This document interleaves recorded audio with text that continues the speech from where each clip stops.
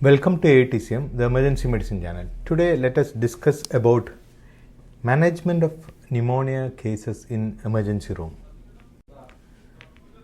When we discuss about pneumonia, we can classify pneumonia into three major groups: community-acquired pneumonia, hospital-acquired pneumonia, pneumonia in immunocompromised patient. Community-acquired pneumonia means pneumonia developing in a patient who is in community, who is in not hospital, who is not having any major immunocompromised status. The bacteria are different in community-acquired pneumonia when we compare with hospital-acquired pneumonia or pneumonia in immunocompromised patient. Hospital-acquired pneumonia means patient is getting the disease from the hospital. So there is a high chance of multi-drug resistant organism which can produce pneumonia in that type of patient, and it can be predominantly gram-negative infection, whereas community-acquired pneumonia can be mostly gram-positive infection and some gram-negative infection, whereas hospital-acquired pneumonia mostly gram-negative, and sometimes you can get gram-positive cocci like MRS and all. Pneumonia in immunocompromised status means patients who is having severe uncontrolled diabetes, severe alcoholic liver disease, HIV infection with low CD4 count, malignancies, those who are taking immunocompromised status drugs like immunomodulators, all these things come under this category. So opportunistic infections are very common in this type of pneumonia. So the clinical findings and other things may vary from a normal pneumonia. It will be very difficult to treat also sometimes. If you don't know the pathogens, it will be very difficult to treat because they are not routine organism which can produce pneumonia in a normal immunocompetent patient. Community-acquired pneumonia occur in a normal person who is staying in a community, but there is slight difference in community-acquired pneumonia who is having a normal lung and who is having an abnormal lung. Normal lung means he is not having any lung disease in the past. Abnormal lung means the commonest abnormal lung disease in our community is COPD. So a patient who is having pneumonia in a COPD, the organism may be slightly different from a person who is having no lung disease in the past. And other diseases like patient can have ILD, patient can have cystic fibrosis, all these things are abnormal lungs. The most common identified pathogen in lung disease in a community-acquired pneumonia will be Streptococcus pneumonia. Atypical bacteria like chlamydia, mycoplasma, legionella also can come into picture in community-acquired pneumonia in a normal lung. Viruses are one of the most common cause for pneumonias in community nowadays, especially H1N1, COVID infection, all these things. They are the commonest pathogen nowadays what we are seeing in our clinical practice. Maybe the surge of COVID infection can have increased the viral pneumonias in our community. And we know that community-acquired pneumonia by COVID-19 infection can also have other associated bacterial infections or fungal infections afterwards. H. influenza and Moraxella are the common bacteria which can present in a patient who is having COPD, cystic fibrosis and all. There are some bacteria like Pseudomonas also come in cystic fibrosis, but H. influenza and Moraxella are the common pathogens which commonly coming as pneumonia patients in COPD patients. Most of the time, community-acquired pneumonias are lobar pneumonias. So they have high degree fever, chills, rigors, sputum containing blood, pleuritic chest pain. All these things are very common in community-acquired pneumonia induced by this type of infection like Streptococcus or other H. influenza or other bacteria. But atypical pneumonia clinical findings are entirely different from Streptococcus pneumonia. Atypical pneumonia may be the patient may present with low degree fever, mild cough, mild breathlessness, mild sputum production, but they can have other features like some patients can have altered behavior, some patients can have hyponatremia, some patients can have hemolytic anemia. Like that, blood picture may slightly vary from a normal typical pneumonia. Now, common pathogens, we have already seen Streptococcus is the most common pneumonia. Other atypical organisms like chlamydia, they have epidemics, large scale epidemics, longer duration of symptoms, headache, cough, fever, all these things can be there. Mycoplasma pneumonia, fever, cough, hemolytic, jaundice, carditis, meningoencephalitis, erythema nodosum. Legionella source is mainly cooling system, like infected AC system is the AC vent is the most common source of infection there. Patient can again have headache, confusion, myalgia, diarrhea, hyponatremia, elevated liver enzymes. So now you see these atypical pathogens like chlamydia, mycoplasma, legionella, all these bacteria, you can have atypical symptoms like patient can have altered behavior, patient can have hemolysis, jaundice, meningoencephalitis, diarrhea, hyponatremia, SGOT, SGPT elevation. They are the important features of atypical pneumonia. Whereas typical pneumonia means cough, breathlessness, pleuritic chest pain, consolidation in X-ray, chills, rigors, all these things.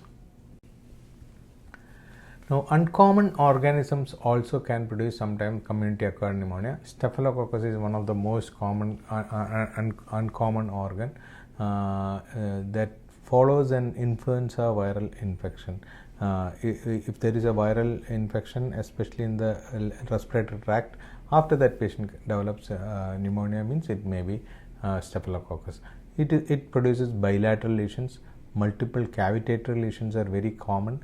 High mortality rate is also very important, and some of the time this Staphylococcus can be MRSA, methicillin-resistant Staphylococcus pneumonia. Klebsiella commonly seen in alcohol patients or severely immunocompromised patient. Upper lobe involvement is very, very important. Normally when you have an upper lobe involvement, you can see the interlobar fissure in the chest X-ray may be sagging down. That indicates an acute pneumonia like Klebsiella pneumonia, whereas if the interlobar fissure is upwards, that is dragged upwards, means that's a condition where the lung volume is lost. It is mostly due to tuberculosis. So upper lobe pneumonias, remember, one it can be Klebsiella, other one it can be tuberculosis. Klebsiella means interlobar fissure will be sagged down because of the edema there, and whereas in tuberculosis, because of lung volume loss, it will be dragged upwards. H. influenza is another important condition, important bacteria which produces pneumonia in COPD and bronchiectasis. There are a lot of viral infections also can produce pneumonia. In our country, there are two important viruses now produces pneumonia: H1N1 and COVID. Other viruses, parainfluenza, measles, adenovirus, varicella, respiratory syncytial virus. In that, varicella is very important. Varicella pneumonia can follow sometimes severe Staphylococcus pneumonia, so we have to remember that. Now, typical we have already seen. Typical means typical symptoms of pneumonia. So, patient can have high degree fever, chills, pleuritic chest pain. Classical example for that it is Streptococcus pneumonia. Whereas atypical means atypical symptoms, mild fever, mild cough, but patient can have altered behavior, diarrhea, hemolytic jaundice, like that. Now, anatomically also we can classify pneumonia into lobar pneumonia, interstitial pneumonia, and bronchopneumonia. Bronchopneumonia, classically you get bilateral picture. Interstitial pneumonia also you can get classical bilateral pneumonias. So you can see the examples here, but mycoplasma is classical interstitial pneumonia in an immunocompetent patient, whereas pneumocystis jirovecii or Carinae pneumonia is classically seen in HIV patients or any other immunocompromised patient.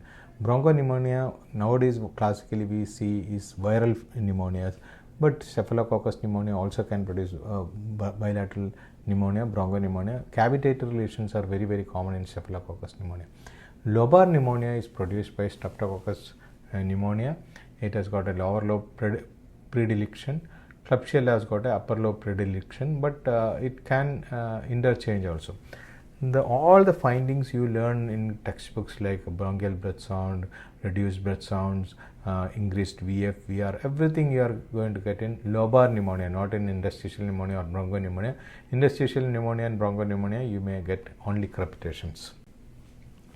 Now, symptoms we already learned. One of the major symptom in many types of pneumonia is pleuritic chest pain. When the patient takes deep breath, there will be catching pain on the chest, and if the patient reduces his breathing or reduces the depth of the breathing, the pain may not come. That is very, very important. That's why many patients who is having severe pleuritic chest pain patient will try to breathe very, very shallow breathing, not a deep breathing. So it will be only superficial breathing. So what happens is this patient develops hypoxemia only because of this reduction in the breathing attempt. So the depth of the breath will be very, very less. So patient can have hypoxemia. If you relieve the pain by some fentanyl or morphine, the patient the oxygenation may increase in that type of condition. But that all depends on the clinical scenario. We'll not discuss that now. Other findings like patient can have cyanosis, tachypnea, tachycardia, hypotension, pleural rub when there is a pleuritic chest pain. Now, signs of consolidation is very, very important. Like in Lobar pneumonia, stage of congestion, no signs. Stage of red and gray hepatization, patient can have increased VF, VR and tubular breath sounds. Stage of resolution, coarse crepitations are very, very classical in that stage. They're all depending on the stage, you can get all these signs. But if there is a mucus plug and that obstructs the major bronchus in a consolidation, you don't get any breath sound, all breath sounds will be reduced. So that is also there in consolidation. If the consolidation with a patent bronchus, you get all the clinical findings of raised increased VF, VR, bronchial breath sound. But if the mucus plug producing a obstruction in the major bronchus, that will become a collapse consolidation. You don't get any breath sounds at all. Now, aspiration pneumonia, many patients in ICU, we can see aspiration pneumonia. It is common in strokes, patients who is having like poisoning, like OP poisoning, paraquat poisoning, and many patients who are having unconsciousness due to encephalitis, trauma, accidents, all these things you can get aspiration pneumonia. There are different sites you can see according to this chart, but one of the major site will be aspiration common in supine position will be right posterior segment of the upper lobe. That is a classical position you get patient on supine posture. That is a classical finding you are going to get in hospital acquired aspiration pneumonias. But other things also you can get different types of aspirations are there depending on the position of the patient.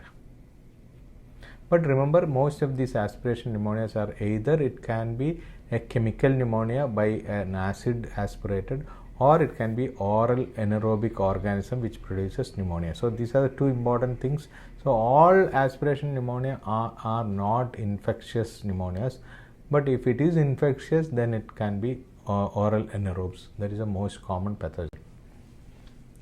So common pathogens are Enterobacteriaceae, Staphylococcus aureus, Moraxella, Fusobacterium, Streptococcus, Bacteroid, streptococcal pneumonia, H influenza. All these things are common things. It's predisposing conditions are GERD, alcoholics, unconscious patients, post-surgical patients.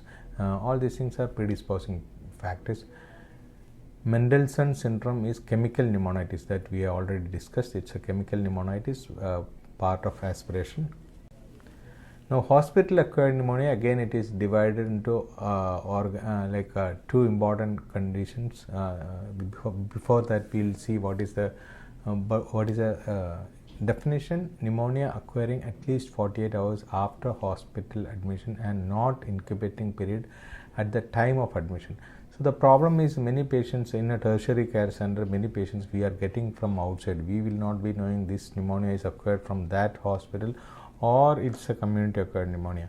So the history and previous data are very, very important in this type of conditions. But whatever it is, we should know the organism. In wards and ICU, the organisms are slightly different. In ICU, it is Pseudomonas, Klebsiella, Enterobacter, Acinetobacter, MRSA, ESBLs, all these things. In ward, it is Streptococcus, H. influenza, Staphylococcus, Klebsiella, E. coli, Proteus. So you can see here in wards it is like a community acquired pneumonia, but not exactly like community acquired pneumonia. Some of the antibiotics can cover the same issue, but whereas in ICU, acquired pneumonias are very, very dangerous. Most of them are multi-drug resistant organisms. Immunocompromised status means first thing will come to our mind is HIV. Pneumocystis jirovecii is the most common disease which can produce pneumonia here. It can be treated with Bactrim DS, that's a sulfonamide drug. Other pneumonias are fungal pneumonia, CMV virus, Mycobacterium avium complex. That's a very important problem because Mycobacterium tuberculosis normally produces small pneumonia, upper lobe pneumonia, unilateral pneumonia, but whereas Mycobacterium avium produces large pneumonias, bilateral pneumonias, interstitial pneumonias, lymphadenopathies, all these things. So the clinical presentations are slightly different, and Mycobacterium avium complex pneumonia normally develops if the CD4 count less than 50 cells. So that is the thing, we will differentiate other pneumonias to this pneumonia. Jirovecii pneumonia can occur at any stage when the CD4 count drops less than 50 cells.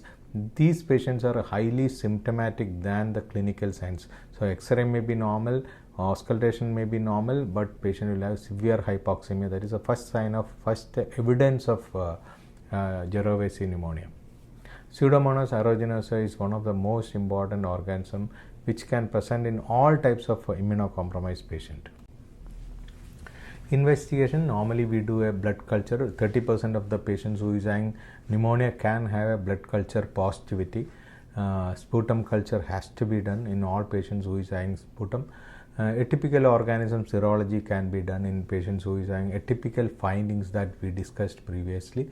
CBC CRP will do for all infection. WBC count can be elevated in bacterial pneumonia. WBC count can be normal or low in viral pneumonia. CRP can be elevated in all types of infection, inflammation everywhere.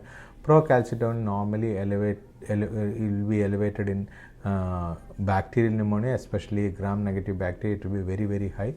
LFT can be elevated in some types of pneumonia, like especially in atypical pneumonia. And pneumonia induced severe sepsis, it will be automatically elevated when there is a multi-organ dysfunction syndrome. Renal function test also like that. Multi-organ dysfunction syndrome, it can be elevated. Electrolytes, many patients who is having atypical pneumonia, you can get hyponatremia. Other pneumonias, other electrolytes like potassium is very, very important because hypokalemia is already there. If you are giving nebulizations, we have to be very careful. Salbutamol nebulization can further reduce the potassium and patient develops all muscle weakness, and again breathing difficulty can occur. So we have to be very careful about potassium in lab investigation. Lobar pneumonia, right upper zone homogeneous opacity, you can see the first X-ray.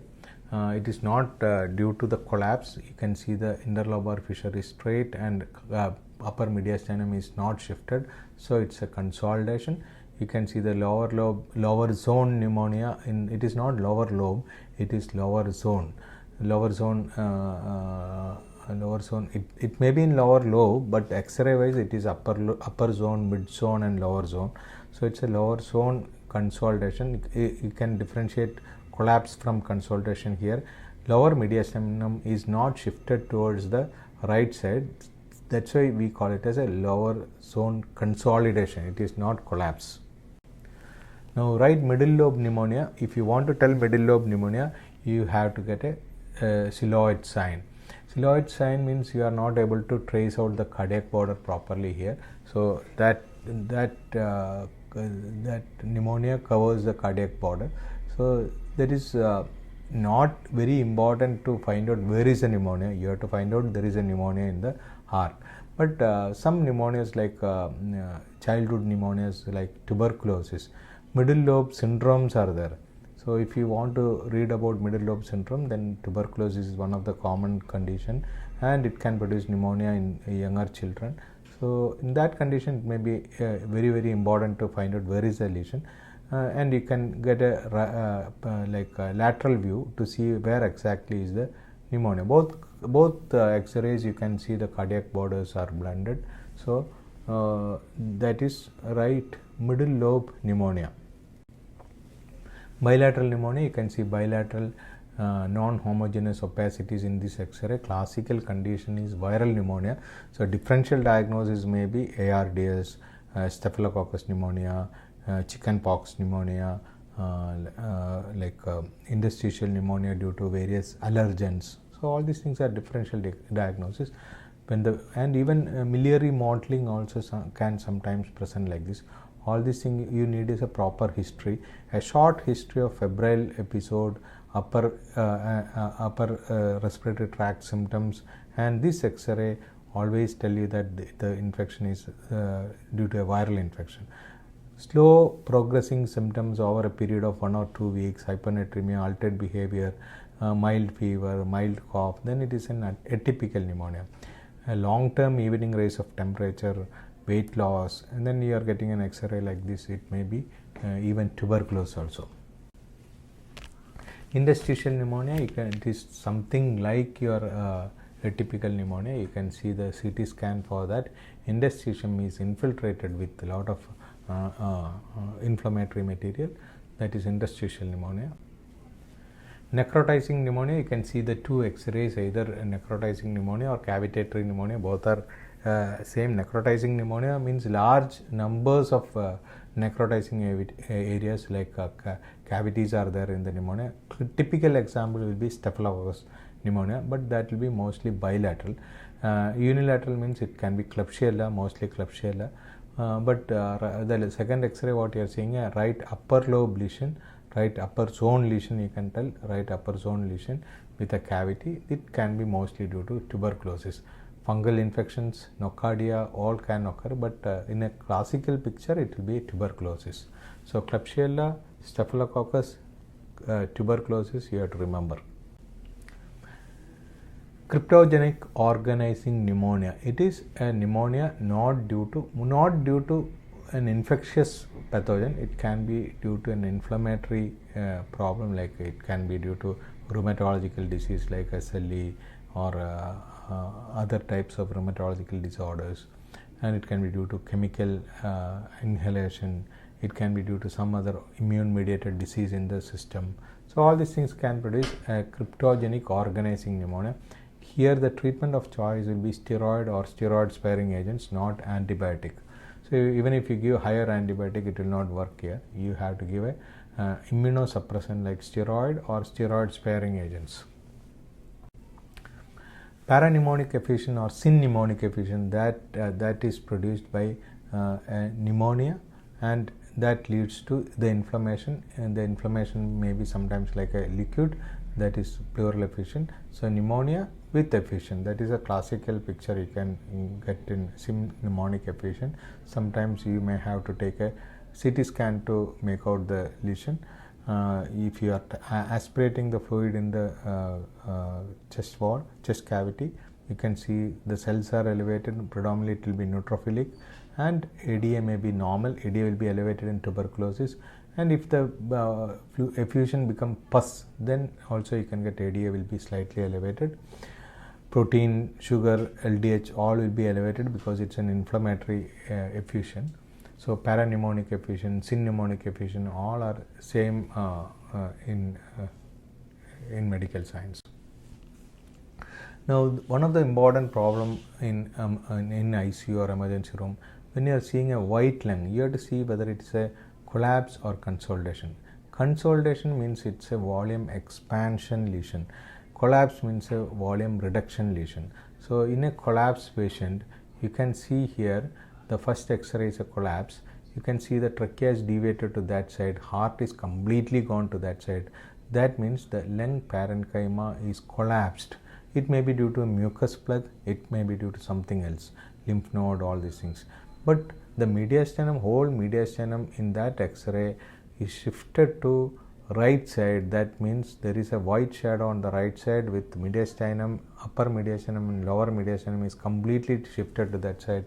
It has to be collapsed. If you see the rib spaces, we are not able to see here, that will be completely crowded there. Whereas on the opposite, the next X-ray on the right hand side, second X-ray, what you are seeing is a collapse or consolidation, we can tell it is a consolidation. Why there is consolidation? Because heart is not shifted, mediastinum is not shifted, upper mediastinum is also not shifted to that side, and rib spaces are not crowded there, so it has to be a consolidation.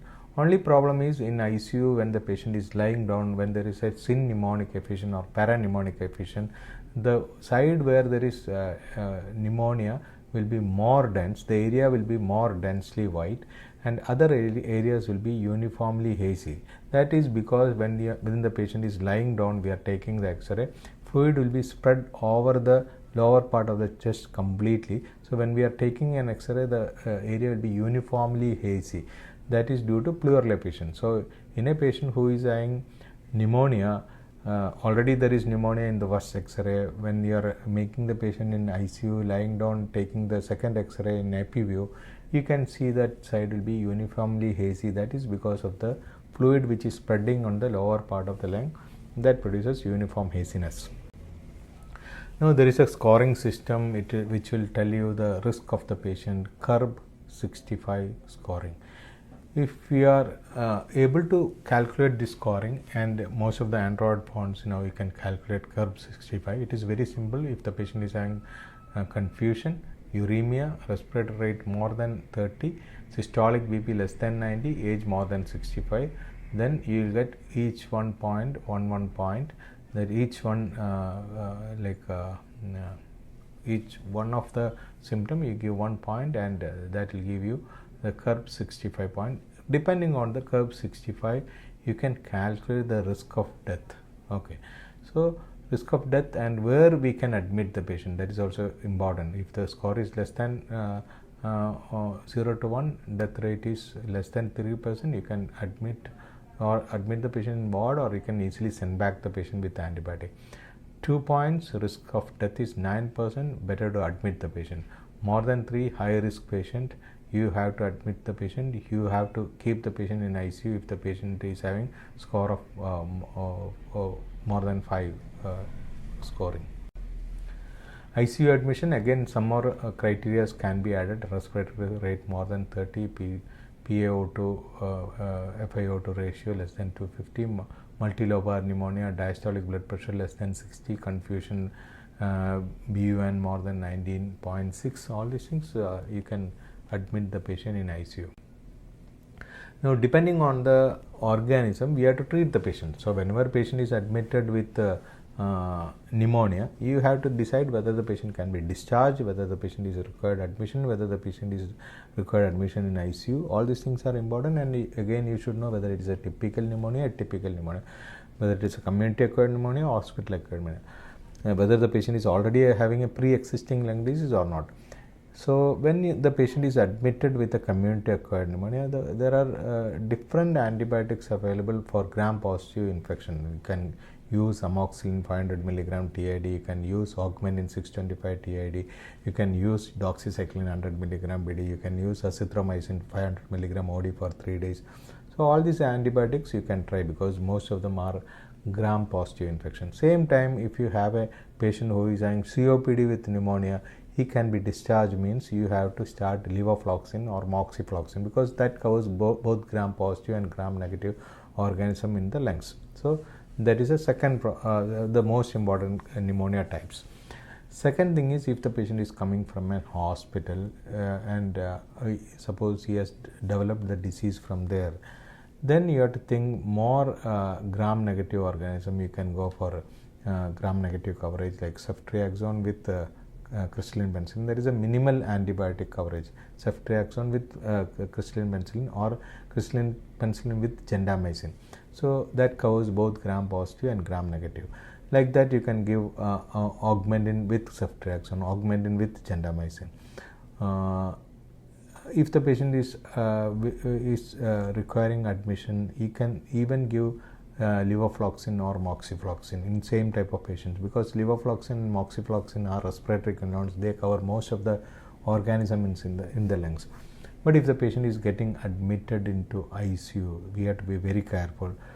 If the patient is having a hospital acquired pneumonia, ventilator associated pneumonia, all these things are important, because patient may be coming from a different hospital, they can have multi-drug resistant organism from there. So it is better to go for a higher antibiotic like ceftazidime, sulbactam, piperacillin-tazobactam, meropenem. If you are suspecting MRSA, then go for vancomycin, linezolid, like that. So on different occasions we have to start different types of antibiotics. I will not be able to explain everything here. This chart will tell you how to select antibiotic. I am not going to the details of this chart because it takes longer time to explain all these things. But if you read about this chart, you will get an idea which antibiotic should be used in different types of condition, and the dose is also given. Now, a few words about some important organism. One is extended beta-lactamase organism. So they are able to neutralize the beta-lactam ring in the antibiotic, penicillin group of antibiotics. So we have to go for higher antibiotic. If the culture shows ESBL positive, then you cannot use normal ceftriaxone or crystalline penicillin. You have to go for a higher antibiotic like piperacillin-tazobactam, meropenem, tobramycin, like that. So that has to be given. Now, Methicillin-resistant Staphylococcus aureus, MRSA, all these things are important for hospital-acquired pneumonia. There you cannot use flucloxacillin or cloxacillin. You have to go for higher antibiotic like linezolid, vancomycin, daptomycin, tigecycline, like that. You have to use antibiotic. So antibiotic selection is an important process in a pneumonia case. You also have to give other supporting measures also. So supporting measures are mainly whenever the patient come to emergency room, we have to take care of the patient's airway, breathing, circulation. So airway, breathing, if you take patient can have hypoxemia, some patients may require NIV support, some patients may require mechanical ventilation, so that has to be given. Circulation, many patients who is having pneumonia can have severe sepsis, vascular leak, hypotension, shock. So we have to start crystalloids, we have to start noradrenaline infusion, we have to start steroids sometimes. So all these things has to be given. So airway, breathing, circulation has to be given. Then other supportive measures like you have to admit the patient to ICU, patient may be requiring catheterization, Ryle's tube insertion, because many patients will be unconscious in severe sepsis. So you have to catheterize the patient, you have to put a Ryle's tube. All these things will prevent problems. And many patients who is having bedridden, you have to take care DVT prophylaxis like low molecular weight heparin has to be given, frequent change of position has to be given, and some patients may go to ARDS. So ARDS ventilatory strategies has to be taken care, prone ventilation has to be given. So all these things are important. We will not be able to discuss all these things in short period. So we have to give basically oxygen, antibiotics and other supportive measures in a case of pneumonia.